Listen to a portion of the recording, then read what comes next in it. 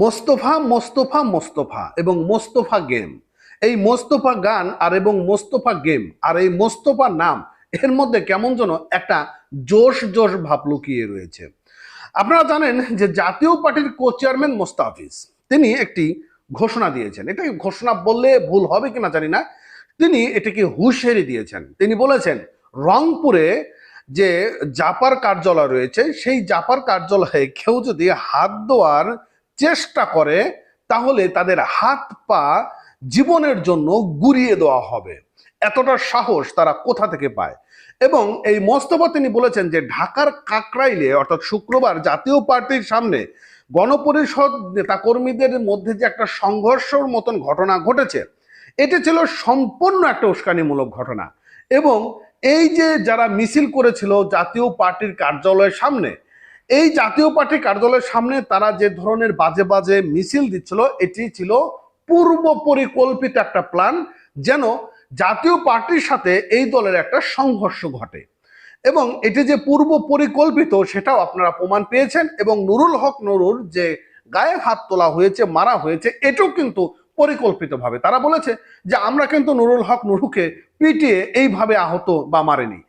এবং এই যে জাতীয় পার্টি আগামী জাতীয় নির্বাচনে যে অংশগ্রহণ করতে যাচ্ছে, এতে তারা ভয় পাচ্ছে যদি কোনো ধরনের ভাবে জাতীয় পার্টি ভালোভাবে সামনের দিকে অগ্রসর হয়, সরকার গঠন করে ফেলে, তাহলে তো এর জন্য একটা বিপদ হবে। তাই একটা নাটক তৈরি করে, একটা ঘটনা তৈরি করে জাতীয় পার্টিকে নিষিদ্ধ করার জন্য একটি চক্র ব্যাপকভাবে উত্তাল রয়েছে।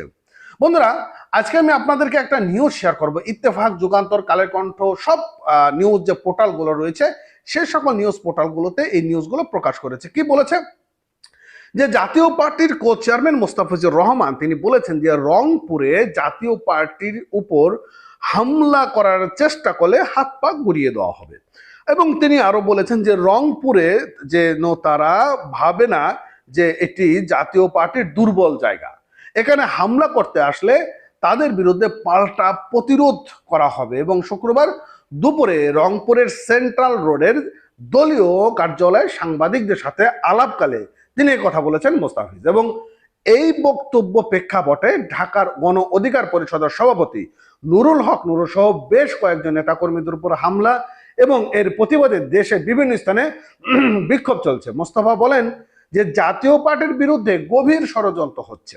শুক্রবার তারা ষড়যন্ত্রের অংশ হিসেবে কিছুটা অস্থিতিশীল পরিস্থিতি তৈরি করতে চেয়েছিল, তবে রংপুরে এখনো পর্যন্ত তেমন পরিস্থিতি তৈরি হয়নি। এবং যদি তাদের কাছে শক্তি থাকে তারা আসুক এবং দেখুক যে কি অবস্থা তৈরি হয়।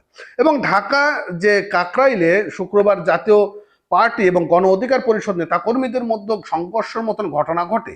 এই সংঘর্ষের সময় গণ অধিকার পরিষদের মিছিলটি জাতীয় পার্টির কার্যালয়ের সামনে দিয়ে যাচ্ছিল এবং ফলে আইন শৃঙ্খলা রক্ষা বাহিনী লাঠি ফেটা করে নুরুল হক নুরু সহ বেশ কয়েকজন নেতা কর্মীদেরকে আহত করেছেন। এখানে মোস্তফা স্পষ্ট করে বলছেন দেখেন আমাদের কোনো দোষ নেই, আমরা তো আর কিছু বলি নেই, বরঞ্চ তারা মিছিল নিয়ে যাচ্ছিল এবং সেখানে পুলিশ বলেছে যে এই জাতীয় পার্টির সামনে যে তোমরা মিছিল নিয়ে যাচ্ছ অঘটন ঘটতে পারে।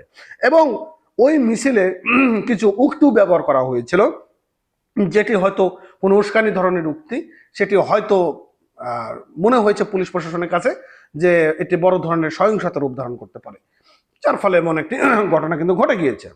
তো যাই হোক, দেখা যাক কি হয়।